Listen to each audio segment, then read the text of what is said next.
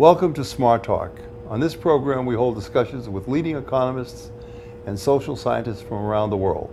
There are no rules about what topics are brought to the table. The outcome is always interesting. Today's guest, joining us via Skype, is Mark Blyth. Mr. Blyth is the Eastman Professor of Political Economy at Brown University. He is best known for his critique of austerity in his book, Austerity, the History of a Dangerous Idea. I'm Andrew Mazzoni, president of the Henry George School of Social Science, and this is Smart Talk.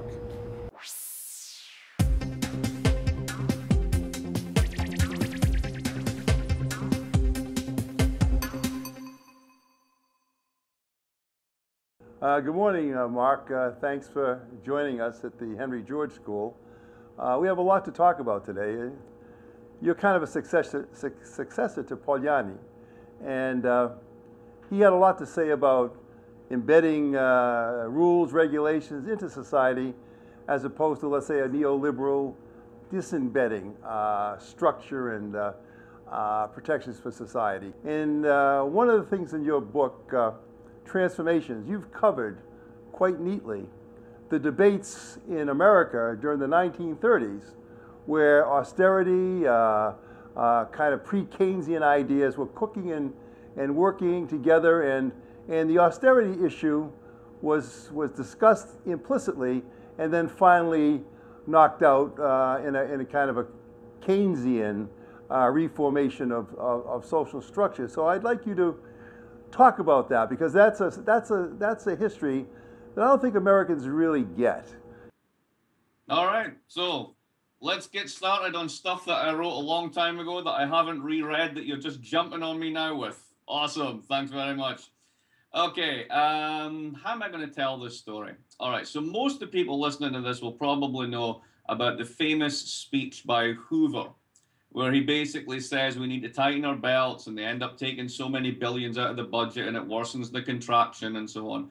And then you got his Secretary of State, Mellon, as in the banking scion, saying liquidate the farms and liquidate business and the whole rottenness will be purged and it'll come out of the system. Well, if you follow Mellon's quote forward, there's a nice line that he says that doesn't get quoted much, where he says, and more competent people will come along and pick up what's left and start again. And the great insight that was developed through the sort of the 1920s and into the Great Depression was, and this to me is the fundamental insight of macroeconomics, and it's not a Keynesian point. It's, you know, to put it into this Keynesian versus neoliberal thing, I tend to think about it as whether you think the economy is scalable or not. And basically, is it true for a family, what's true for a household is true for the state? And that would be very much the kind of orthodox, liberal and neoliberal way of thinking.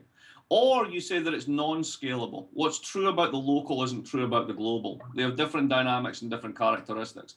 And crucially, what can be individually rational for one business to basically do a fire sale on prices is collectively disastrous if they all do it. And the only way you can stop that is if you put a floor on prices. So if you think about the Agricultural Adjustment Act, then what was this? It was essentially a sort of a cartel structure on pricing to stop farmers engaging in what businessmen used to call ruinous competition. Because they understood that if everyone was cutting prices, the only thing that would happen is everybody was putting everything on sale, the market would clear, but you couldn't pay wages. And if you couldn't pay wages, then consumption would fall, and then you get into a vicious cycle. Okay, the point, of course, is that pure competition with the farmers is really the neoliberal model writ large. Why complain back then that it's ruinous and yet advocate it in a big sense today? And I'm jumping forward. But that's essentially a neoliberal, that the marketplace will solve the problem. So you just purge the farmers and they'll consolidate and get bigger and bigger, and somehow the system will rectify itself. Why didn't the U.S. make that judgment and act that way back then? Well, they did. They tried it all the way through the 20s and into the early 30s. I mean, remember that in 1932, Roosevelt was actually elected to balance the budget and enact cuts. And it was circumstances that forced his hand. So first you had the National Industrial Recovery Act, which was modeled off of Italian corporatism in part, which was an attempt to basically set prices and quantities throughout the whole economy. There was a moment in 2008, let's jump forward, when people said neoliberalism has failed, the banks have failed, it's all failed, right? And what did every government do? They put the whole system back together again with bigger airbags. Now, why did they do that? They did it for two reasons. Number one, they could. And why could they do it? Because they built these things called welfare states. And even though we've kicked the hell out of them since the time of Reagan and Thatcher and continue to do so, they're still massively, massively more important and bigger than they were in the 20s and 30s when they didn't exist. So you can basically take the lash to people if they actually still have somewhere to sit down after the beating. Now, the second reason you can do this is because if you think about the income skew that's developed over the past 30 years, very different again. The 20s was a period of high inequality, but with no welfare states. So what did that breed? Fascism, communism, reactions against the market. The welfare state was in many ways an attempt to make sure that that type of vicious reaction from the left and the right didn't happen again. And in that way, it was remarkably successful. So what are you able to do this time? Well, you think about bailing out the banks globally. Just do the US. What are the bank's liabilities? Your assets. If you've got a mortgage, you've got a pension, you've got an insurance policy, that's the bank's liabilities, and they all sum to zero. So when you've got a highly skewed income distribution and the top 20% of people effectively control or own about 80% of the assets, when the banks get bailed, you don't bail out the bankers. That's a silly way of looking at it. You're bailing out the top 20% of the income distribution. Okay, let me stop you right there. Of course, this begs the question, why did we financialize? We had the welfare state, we came out of the Depression. I think, you know, the model might have been looking at the fact that Nazi Germany could pull out of a recession by massive government spending, and then the war, of course, pulled the US out. It became clear that massive spending had to overcome the nature of capitalism as it existed at that time. But now we had a balanced capitalist system, let's say from 45 to 75, at least in the United States. And, you know, we had a strong expansion around the world. And then all of a sudden, there was perhaps a realization crisis, or profits were harder to get, unions were taking more money, and all of a sudden, the United States found as a reserve currency, they could finesse the social pressures of unionization, who got what in the US, by starting to print extra money, becoming a financial center, drawing money in with high interest rates, and pretty soon finance became a very lucrative way to finesse the problem and make lots of money. It's as if the United States can't go back. You just answered your own question. I mean, that's it. I mean, I'd put a slightly different cast on it, though. There's an issue that, you know, people tend to think about this and imagine it's some kind of giant conspiracy, as if people who weren't even in college yet in the 1970s sat around a big table and said, let's financialize, right? Not quite. So here's a simple way of thinking about this. I'll ask you a question, see if you know this. How many people worked for JP Morgan in 1977? In 1977, as compared to today, probably 1/20th of the people worked for JP Morgan then that work today, I would say. That's probably not even enough to go there, probably 120th. There was 220 people top to bottom from the mailroom to the CEO, and it was a partnership back then. And by 2007, there was 67,500 working worldwide in 140 countries. Now, how did that happen?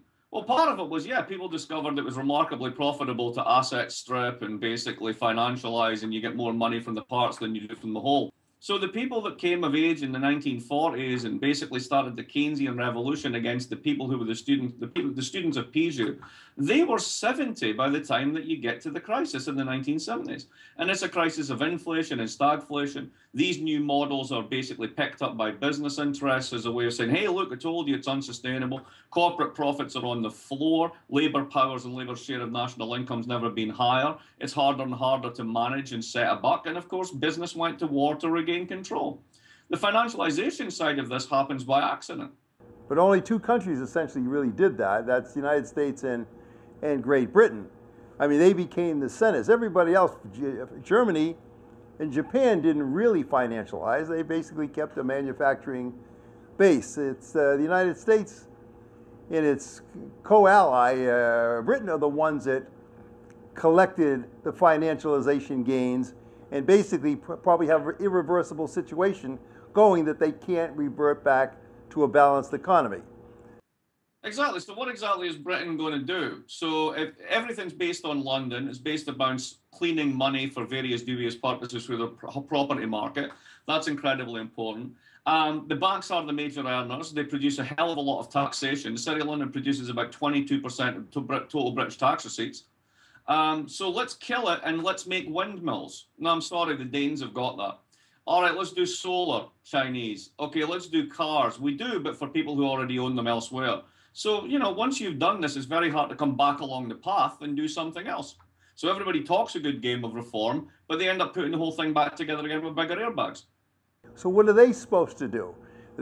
Most of those people can't get into finance. The finance is attracting the best and brightest and the smartest, and I agree that it's serendipity that it kind of evolved that way, but finance based on loans on nature, real property, we Georges would say, is a hegemonic position. You can't undo that. People can't come back from that, as Greece is seeing right now.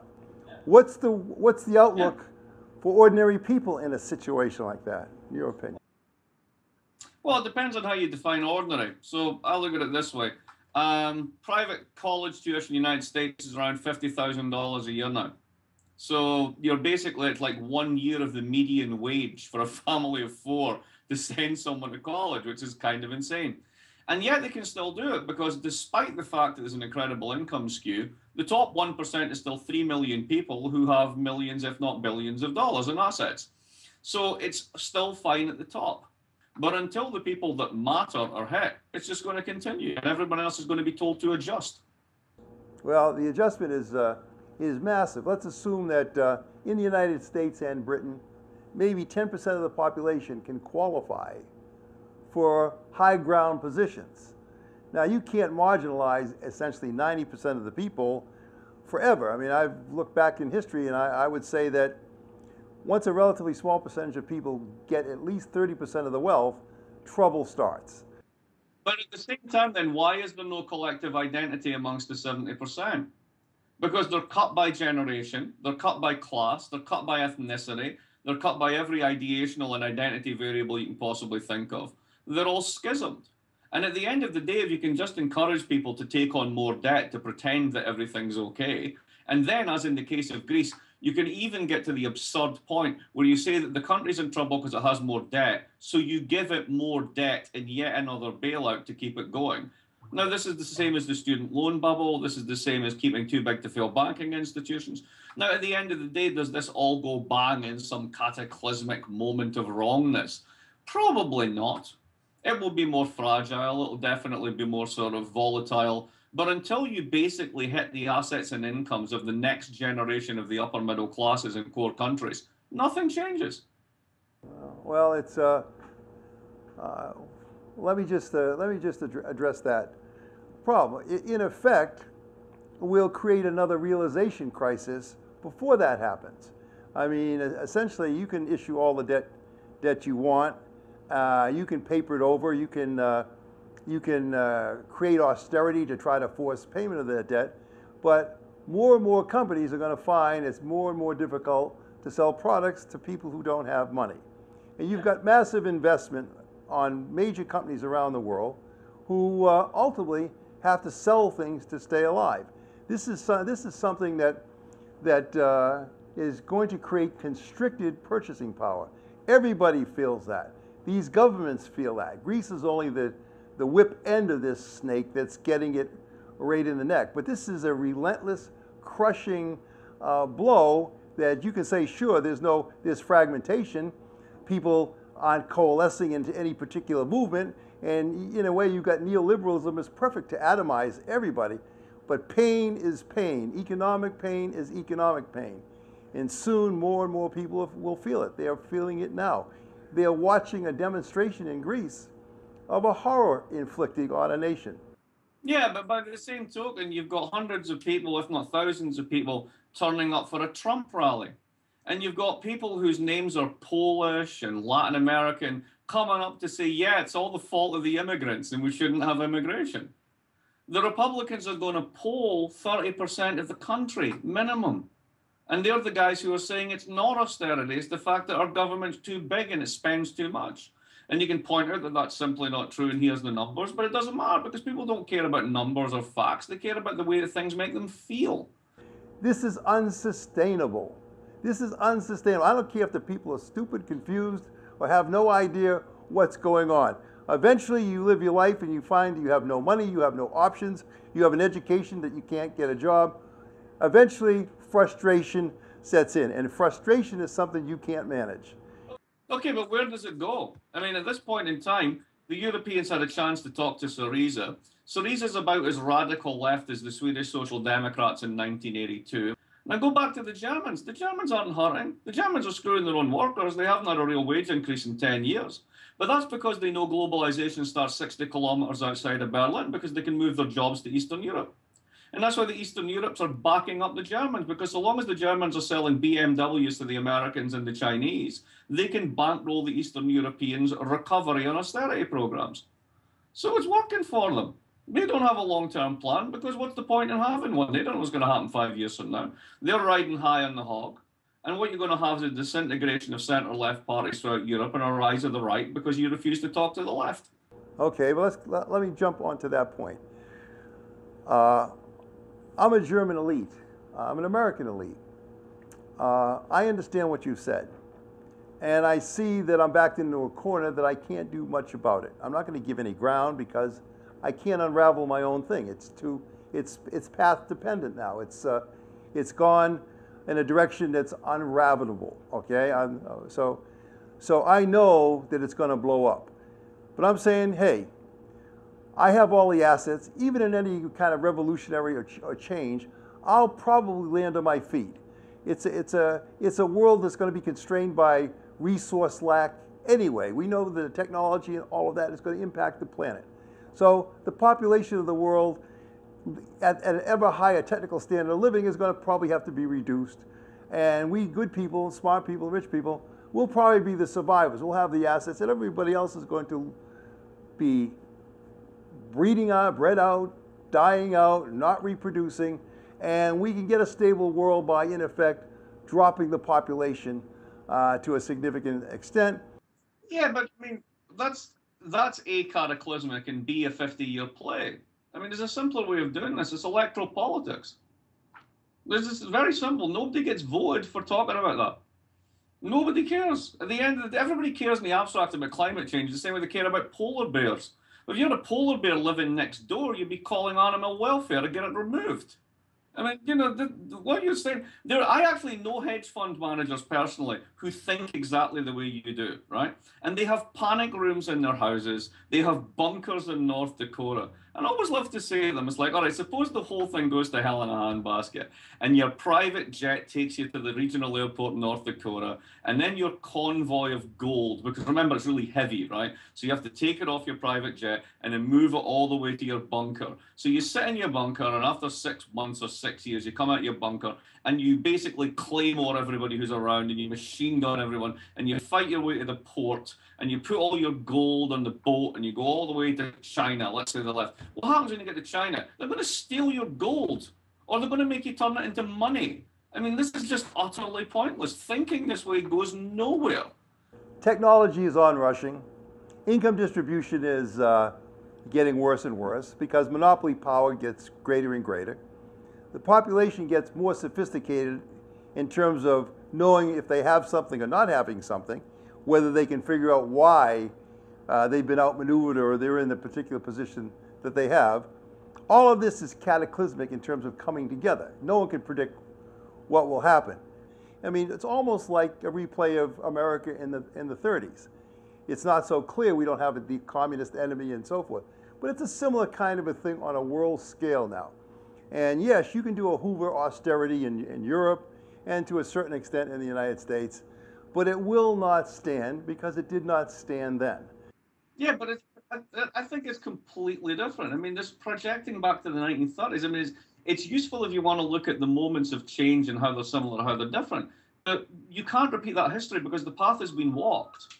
There are no social movements. There are now Twitter followers, right? The world has completely changed in this regard. The Greeks themselves, think about it this way. Even after everything has happened, 60% of them, if not 70% of them, want to stay in the euro And then they vote 61% against austerity. Well, that's a bit like me saying, I'm voting against oxygen, but I'm a big fan of breathing, right? I mean, there's absolutely no coherence in any of this. And like, things are sustainable until they're not. I mean, come on. After 2008, oh, the banks are done and banksters are this, and we'll see reform, and now we're going to have Glass-Steagall back bollocks. We didn't get any of it. And the reason you didn't get any of it is because the vast majority of people, including poor people, and think about it, the definition of poverty in the United States is 22,600 or 23,300 for a family of four. It's low. Now, you put that on a global scale where you've got 2 billion people earning less than $3 a day, and that's living high in the goddamn hog. All right, Mark, I'm going to put you on the spot then. I mean, I'm satisfied. Anyone who reads your works, you've mastered what's happened as well as anybody. You had ultimate power. What would you do? I'd give it to someone else. No, you're not. I would, no, because first of all, okay, let's take that seriously. Oh, no, why don't we move to Greece? Let's take a small example, which is an example for the world. Everybody's focused on Greece. Everyone can see the future here in Greece. I mean, Greece is the perfect metaphor for the world. It's all playing out. You have dramatic personalities. You have the nation voting for freedom and then voting for unfreedom right behind it. You have all of the issues in the world playing out in Greece. You were Varoufakis, for example, the finance minister. And let's assume you had complete power. What would you have done and why? Well, just for the Greek case, I would have gotten out. I just can't believe that these guys didn't actually have a plan B. I mean, if their real plan was to go up to countries that have already lent you, or in other words, lent their banks lots of money to bail themselves out, and basically have kept their foot on your neck to stop a bank run around the bond market for a couple of years, and then have done excessive austerity to the point that they've shrunk your economy by 30%. If you honestly think just walking up to them and going, oh, come on, it isn't working, how about we have a debt reduction is going to get you anywhere? I'm just truly surprised. I was convinced all the time that they had a plan B. They would have talked to the Russians, or they would have talked to the Swiss, they would have had a currency printed on the fly. Turns out they haven't done any of that. So, I mean, at this point in time, I think they're criminally irresponsible. I have no idea what the hell they were doing. I was writing stuff back in February about this is how you would get out. You would load up on ELA, you would make a lot of promises, you put up capital controls, you steal the ELA, you use a new currency as a unit of account, you use the euro as a unit of exchange, right? This isn't rocket science, you could do this. They didn't even think of this. All right, let me just we'll stay with the Greek case. First of all, the issue that the Greeks themselves were an irresponsible people and they brought this on themselves. Will you explain to everybody why that's not quite the facts? Do we even have to go through this? All right, here's the deal. It's really simple. Go to stats.oecd.org and just generate a chart of debt. You'll find that most of the Greek debt increases from 40% of GDP to 100% by 1995, before they're in the euro. From 95 through 2005, it's basically flat. There is no orgy of spending. Which Greek myth do you want to demolish? The Germans work hard and the Greeks don't. Germans work 1,360 hours because they work in a capital-intensive economy, and the Greeks are 80% services, and they all work 2 jobs and work 2,000 hours a year. Well, you've demonstrated in your work, and I won't cite all the examples, that austerity for the past 200 years hasn't worked as a process. I mean, that's, you yourself have documented that. Hold on. Hasn't worked for whom? Oh, okay. It hasn't worked for the general population. It works for the elites quite well. Yes, it works if I, for example, took a look at the United States as two countries, a country that consists of one country A, Boston, New York, Washington, finance, defense, technology with a few outliers, and I call this America 1, and then all else is America 2. Yes, this works for America 1 because they've got America 2s all over the world to draw from. Then why does it that Walker managed to face down the unions with massive public support in America 2? Well, I guess I could answer that in a way by referring you back to the book, What's the Matter with Kansas? So everybody's stupid. Maybe they just have different interests from us. Maybe they look at the world in a different way. If we continue to separate able and intelligent people worldwide from the rest of the population, they will become a new race of people, irrespective of color, irrespective of backgrounds. You have a common denominator of ability. And if people of ability cling together, work together, develop their own interests together, they in effect separate themselves from everybody else in the world. This is an inexorable process. You may use a Darwinian view of that in the short term, but underlying it all is a spontaneous understanding of people like yourself that you're exceptional. So put that one to one side. Where then does the change come from? All right, let me just give you it's not going to come from an overt, conscious reaction from people who've been excluded. What it'll be is the feeling of excruciating pain and abuse and structures and institutions that marginalize them, make them feel bad about themselves, let them know that they're not part of anything. I get all that, right? So now we know all this. What do we do with this information? There is no way we can rationally predict how this disintegration will play out. It will be a relative disintegration, and you could see the outlines of it coming. And the planet itself, double the technology, double the output, the GNP of this planet, and double the population, and you've basically destroyed the planet as we know it. So we're not too far away from that, even though people have been saying for thousands of years the world is coming to an end. This is not quite true. The world... Oh, no. For the past 20 minutes, we've been going round and round this thing, and all you've been saying to me is, at some point in the long run, we're all going to die. And before that, people are going to rise up somehow, but I don't know how. I don't see where this is going. Well, okay. I'm just saying to you that of course, I asked you to opine on Greece, how you would get them particularly out of their particular problem. Have a plan to get your own currency and get out. I mean, that's pretty straightforward. It turns out that they didn't have it. Yeah. So if you then default in your new currency, you get rid of your debts, but at the same time, you're going to need a huge amount of your currency in order to import your basic necessities. And if you do that, you're going to end up with a huge amount of import inflation. So any savings that people have got left, if they're not held in euros, will be automatically eaten away. And you're very much looking at the situation in 1923 in Germany. So, that's a horrible future. Now, let's say you can ride through that. In a few years from then, will you be able to get out? Possibly. Will you grow at 7% a year once your costs are equalized and you look more like Turkey rather than like Germany? Yeah, absolutely. But you're also 10% less export dependent than the rest of the EU. You're geographically isolated. Greek businesses trade with other Greek businesses. There was no good hand here. So basically, it's a long, slow bleed to death with debt forgiveness on the horizon through infinite restructuring and handing over the loot permanently. So what would you have done if you were Varoufakis or Serpis? I would have had a plan to get a second currency. I would have tried to run parallel currencies. I would have tried to get out because I don't think in the long run this is sustainable. But it's sustainable in a very simple sense. They can't grow fast enough given the constraints to raise investment high enough to impact GDP so that the debt will go down. So the only way this works out is if everybody in Europe's really on a nod and a wink and basically doing perpetual bonds.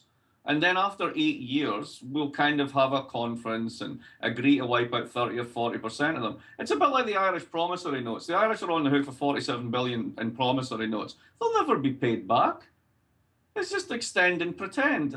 If you can't actually default and rationally get out your debts, you do extend and pretend and you just keep going. And that's basically what Europe's plan is. You were running Europe, what would you do? I wouldn't run Europe. It's a really bad idea for one person to run anything more than a bike. Okay. But if I was, it's very simple. Like I don't have any big plans. I don't think like you need to do an enormous sort of like, let's invest in this or whatever. What the hell do I know? But basically, it's like, just stop squeezing. It's really simple. Just stop trying to artificially constrict your budgets. Europe's growth rates are down at 1% in the good times because all they do is basically save. Everybody's trying to save all at once, whether it's for the Maastricht criteria or the new 2012 treaty and the fiscal compact and the budget balance. And like we know from American history, every time governments have tried to balance the budget over the multiple years, you have lower growth and you have higher unemployment. All right, so let's assume you turn Europe into kind of a quasi-America. You get off the austerity, and now you have America, Europe, and China as players in the world under their current systems. Where do you see that playing out to? Look, think about it this way. Let's do a counterfactual on this. Let's go back to the 1940s. So you've won the war.